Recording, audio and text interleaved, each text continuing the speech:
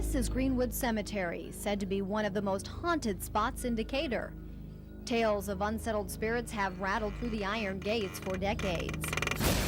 Greenwood Cemetery is also one of the oldest burial grounds in central Illinois, dating back to the 1800s.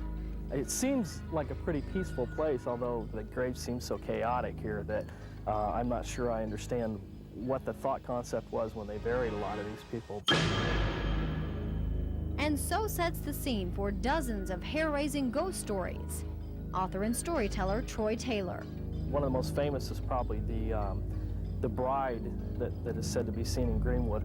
In the 20s during Prohibition, her fiance was a bootlegger, and he was murdered by fellow members of his gang, and they threw his body in the river, and she was so distraught, it was on the eve of their wedding, that she put on her bridal gown and drowned her own self in the river. And they say that, that you can still see her walking on certain nights down through the cemetery. And it's here, according to legend, the screams of Confederate Civil War soldiers can still be heard late at night. Screams from men buried, but not yet dead. A prison train brought Confederate prisoners north. Some of the prisoners had contracted yellow fever along the way or before they'd taken the train, and a lot of them were sick and many of them had died. And they hurriedly took all the bodies off the train, afraid of catching the disease. They buried them over in the far corner of the cemetery, and they say that many of the soldiers were not dead and were buried alive. This is probably the most haunted section of the cemetery. People who have never even heard of these ghost stories say they get an eerie feeling just by walking into the area.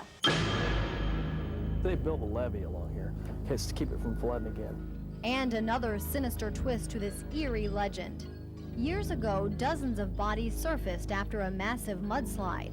Caretakers tried to rebury the bodies, but were unsure where to put them. They say that these ghost lights can be seen on certain nights, and the spirits of the people who were looking for the place where they're supposed to be buried. As day turns to night, the chaotic mass of grave sites become what some call a hellish maze. The perfect scene for a tall tale or two. But are they really?